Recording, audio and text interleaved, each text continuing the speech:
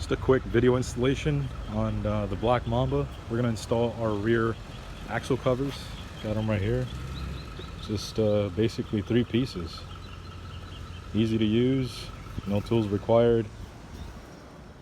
So once out of the package, you're gonna take one end that's attached to the spring and make sure that the hole is facing down for drainage.